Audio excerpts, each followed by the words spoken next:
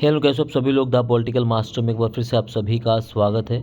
इस वीडियो में हम क्लास 9 के इतिहास का कंप्लीट सिलेबस जो 2025 एनुअल एग्ज़ाम में पूछे जा सकने वाले क्वेश्चन हैं, इस वन शॉर्ट वीडियो में हम उन सभी क्वेश्चंस को कवर करने वाले हैं। सो प्लीज़ इस वीडियो को एंड तक ज़रूर देखिएगा। चैनल पर पहली बार विजिट कर रहे हैं तो चैनल को जरूर सब्सक्राइब कर लीजिए, बेल आइकन को भी प्रेस कर लीजिए।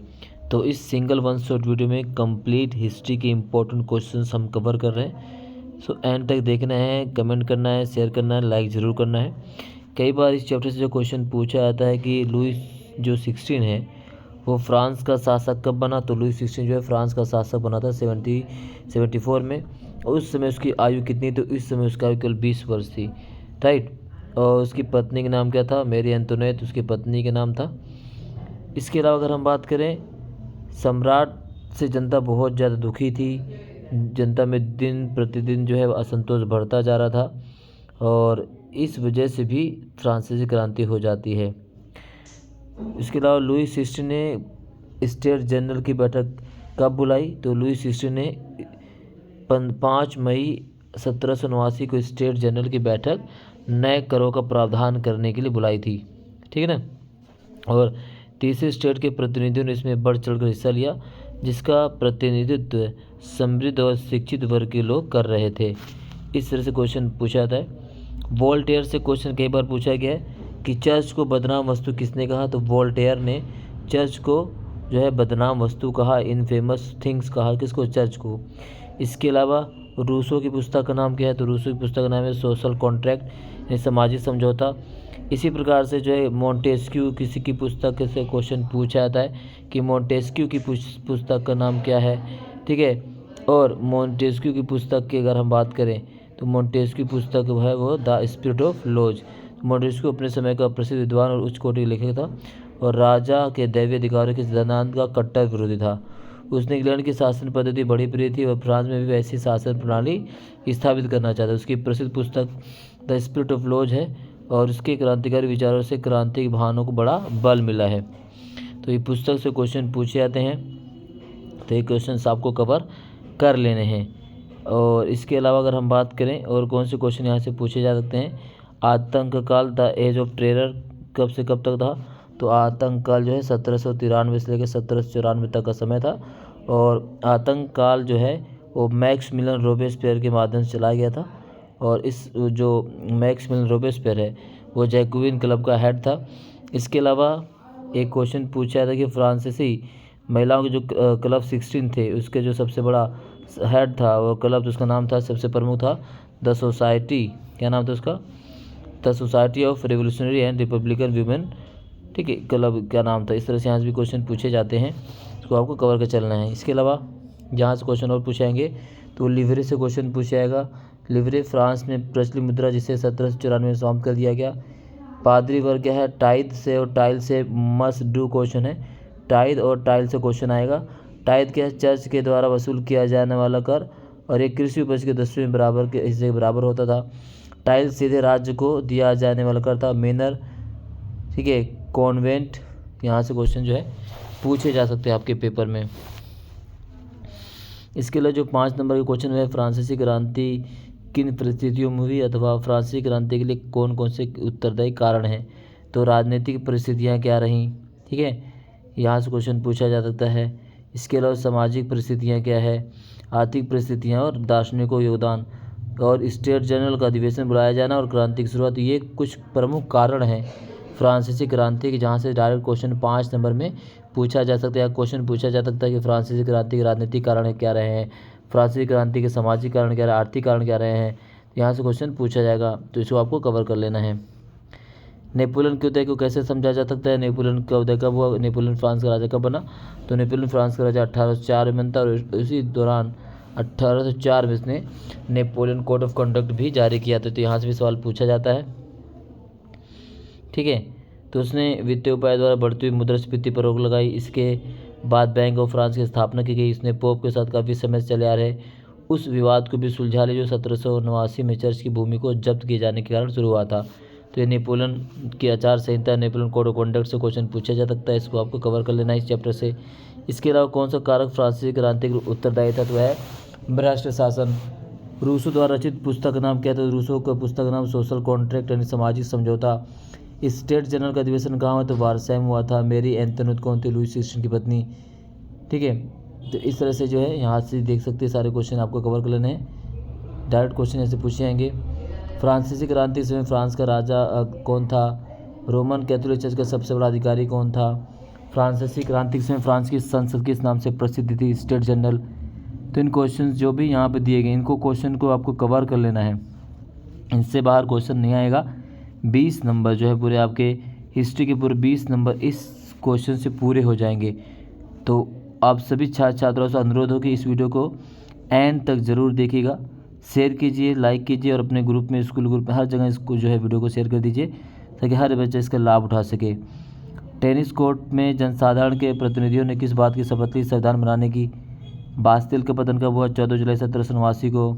राष्ट्रीय संविधान सभा ने संविधान कब तैयार किया? 1791 में। तो ये जो है एक एक नंबर जो क्वेश्चन यहाँ से पूछे जा सकते हैं, तो इनको आपको कवर कर लेना है, ठीक है ना।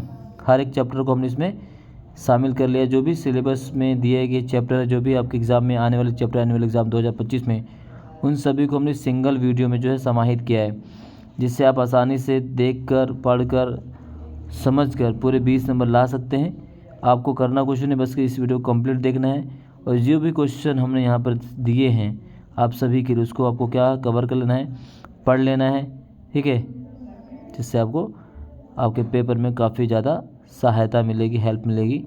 जैकोबिन कौन थे? उन्हें सोक्रेटिस के नाम से क्यों जाना गया? तो काफ़ी इंपॉर्टेंट क्वेश्चन है। फ्रांस में संवैधानिक राजतंत्र के स्थान पर गणतंत्र की स्थापना कैसे हुई?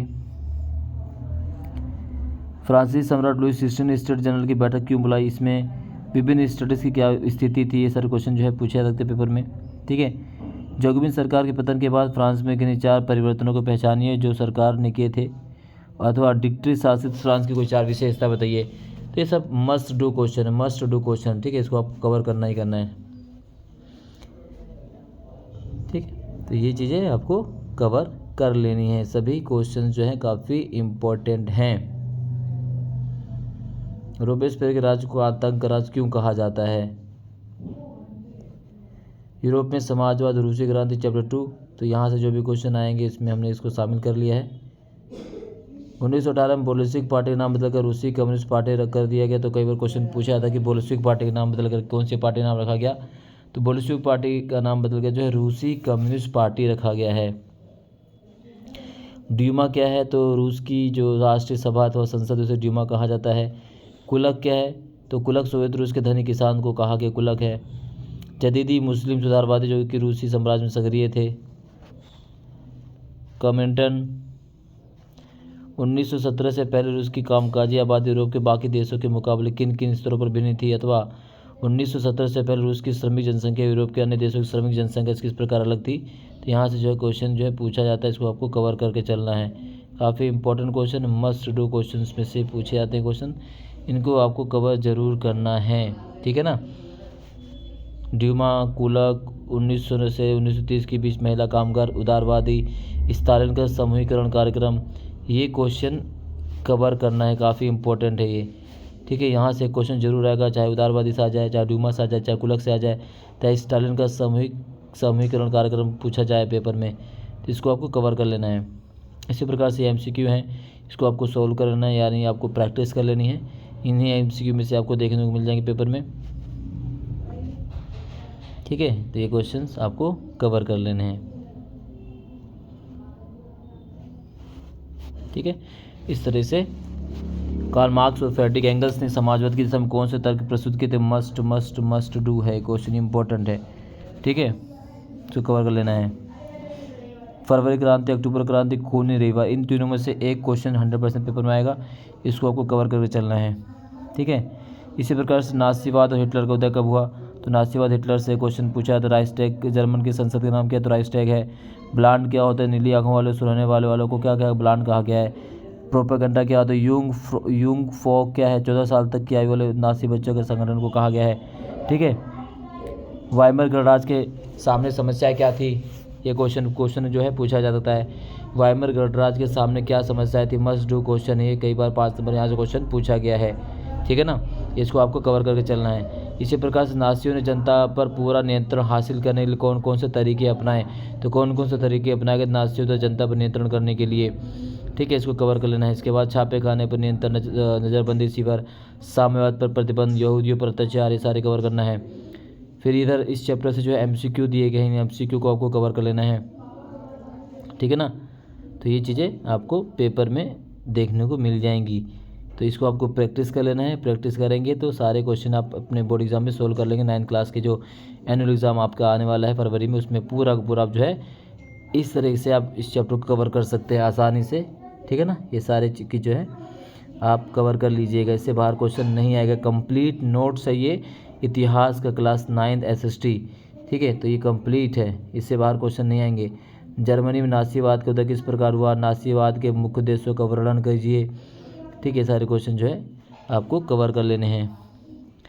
नासी शासन के अधीन जर्मनी में महाध्वंस यानी होलोकॉस्ट से क्या अभिप्राय है, ये भी काफ़ी इंपॉर्टेंट क्वेश्चन है। वन समाज और उपनिवेशवाद से जो क्वेश्चन पूछा जाता है, ठीक है, तो ये चीज़ें आपको कवर कर लेनी है।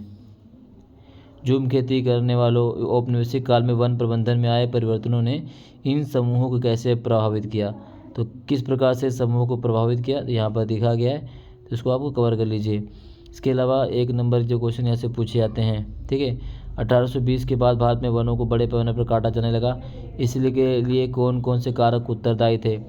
ये स्थानांतरित कृषि पर रोक क्यों लगाई गई, इसका स्थानीय समुदाय पर क्या प्रभाव पड़ा।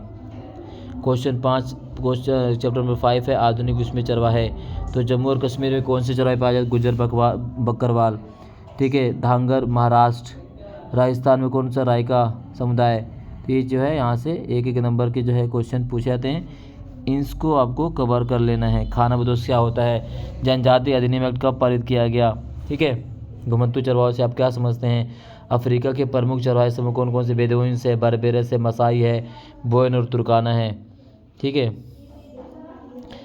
इसके अलावा प्रतिभूमि क्या होती है, वन अधिनियम कब लागू किया गया, अपराधी जनजाति अधिनियम से क्या माध्यम से क्या परिवर्तन किया गया, मसाई समुदाय के चारागाह उससे क्यों छीन लिए गए। ये क्वेश्चन कई बार जो है 5 नंबर में पूछा गया है, मसाई वाला क्वेश्चन, तो इसको आपको कवर कर लेना है। इसके अलावा 1 नंबर वाले जो MCQ यहाँ से जो क्वेश्चन पूछे जाते हैं, महाराष्ट्र का मुख्य गडेरिया कबीला कौन सा है, खरीफ किस ऋतु की फसल है, ठीक है। इस तरह से औपनिवेशिक सरकार ने आपराधिक कबीला अधिनियम कब बनाया, 1871 में बनाया। संसार के किस महाद्वीप में विश्व के आधे से अधिक पशुचारी कबीले रहते हैं, अफ्रीका के पशुचारी कबीलों के नाम लिखे, तो बेदुइन्स हैं, बर्बर्स है, मसाई है, सोमाली आदि, ठीक है।